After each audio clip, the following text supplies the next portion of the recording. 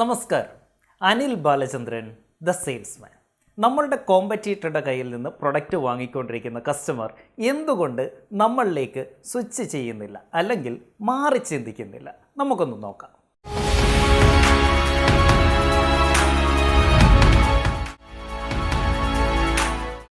നമ്മൾ ഒരു പ്രൊഡക്റ്റ് ഒരു കസ്റ്റമർക്ക് സെല്ല് ചെയ്യാൻ ശ്രമിക്കുമ്പോൾ ശരിക്കും നമ്മൾ അവർക്കല്ല ആ പ്രൊഡക്റ്റ് സെല്ല് ചെയ്യുന്നത്, അവരുടെ ബ്രെയിനിനാണ്. കാരണം ബ്രെയിനാണ് എപ്പോഴും സെയിൽസിൽ ഡിസിഷൻ എടുക്കുന്നത്. അപ്പോൾ നമ്മൾ അറിഞ്ഞിരിക്കണം അവരുടെ ബ്രെയിൻ്റെ അകത്ത് നടക്കുന്ന കാര്യങ്ങൾ എന്തൊക്കെയാണ് എന്ന്.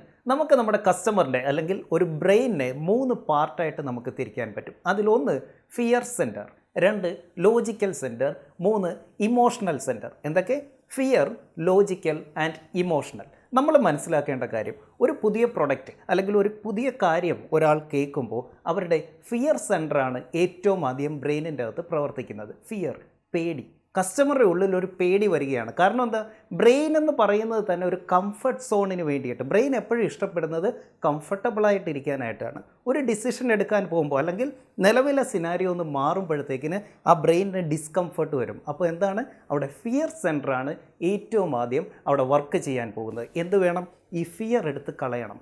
കസ്റ്റമറുടെ ബ്രെയിനിൻ്റെ ഫിയർ സെൻറ്ററിനെ നമ്മൾ ന്യൂട്രലൈസ് ചെയ്യണം. അതിനെന്താ വേണ്ടത്? We have to build trust build ചെയ്യണം. കസ്റ്റമർക്ക് നമ്മളിൽ വിശ്വാസം തോന്നണം. എന്തിലൊക്കെയാണ് വിശ്വാസം വേണ്ടത്? ആദ്യം ആസ് എ സെയിൽസ് പേഴ്സൺ നമ്മളെ വിശ്വസിക്കണം, പിന്നെ പ്രൊഡക്റ്റ് വിശ്വസിക്കണം, പിന്നെന്താണ്? നമ്മളുടെ കമ്പനിയെ വിശ്വസിക്കണം. ഇങ്ങനെ ട്രസ്റ്റ് ബിൽഡ് ചെയ്ത് കഴിയുമ്പോൾ ഈ പറയുന്ന ഫിയർ സെൻറ്റർ താനെ ന്യൂട്രലൈസ് ആവും.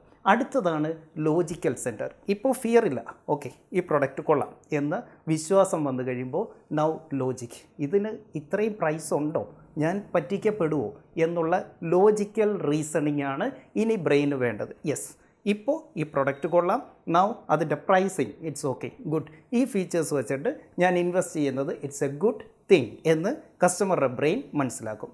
മൂന്നാമതാണ് ഇമോഷണൽ. യെസ്, പ്രൊഡക്റ്റ് കൊള്ളാം, അതേപോലെ തന്നെ പ്രൈസിങ്ങും കൊള്ളാം. ഇനി എന്താണ്? ഇത് ഇമോഷണലായിട്ട് എനിക്ക് ഈ സെയിൽസ് പേഴ്സണെ അങ്ങോട്ട് ഇമോഷണലി അറ്റാച്ച് ചെയ്യാൻ തോന്നുന്നില്ല, അല്ലെങ്കിൽ ഒരു പേഴ്സണൽ റിലേഷൻ നമുക്കവിടെ ഉണ്ടാക്കേണ്ടി വരും. അപ്പോൾ എന്താണ്? 3 പാർട്ടായിട്ട് തിരിക്കുക.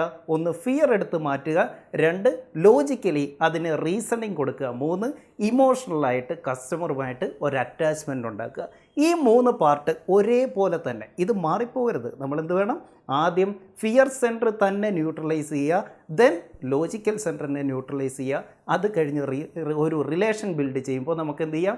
അവരുമായിട്ട് ഇമോഷണൽ സെൻറ്ററിനെ നമുക്ക് ന്യൂട്രലൈസ് ചെയ്യാൻ പറ്റും. സോ നമ്മൾ എന്ത് മനസ്സിലാക്കിയിരിക്കണം? നമ്മൾ സെല്ല് ചെയ്യുന്നത് കസ്റ്റമർക്കല്ല, മറിച്ച് കസ്റ്റമറുടെ ബ്രെയിനാണ്. ആ ബ്രെയിനിനെയാണ് നമ്മൾ കറക്റ്റായിട്ട് കൺവേർട്ട് ചെയ്ത് നമ്മളുടെ കസ്റ്റമറാക്കി മാറ്റേണ്ടത്. അപ്പോൾ നമ്മുടെ മുന്നിലേക്ക് വരുന്ന ഏതൊരു കസ്റ്റമറുടെയും ബ്രെയിനിൻ്റെ അകത്ത് ഇപ്പം നടക്കുന്നത് എന്ത് എന്ന് നമ്മൾ മനസ്സിലാക്കിയിരിക്കണം. നന്നായി നമുക്ക് സെയിൽസ് കൊണ്ടുവരാൻ പറ്റും. ഏതൊരു കോമ്പറ്റീറ്ററുടെ പ്രൊഡക്റ്റ് വാങ്ങിച്ചുകൊണ്ടിരിക്കുന്ന കസ്റ്റമറെയും നമുക്ക് അനുകൂലമായി ചിന്തിക്കാൻ വേണ്ടിയിട്ട് ഈ പറയുന്ന ബ്രെയിൻ്റെ ഫങ്ഷനാലിറ്റി മനസ്സിലാക്കി അതിൽ ഓരോന്നിനെ ന്യൂട്രലൈസ് ചെയ്താൽ ആർക്കും സാധിക്കുന്നതാണ്. Thank you, take care, by.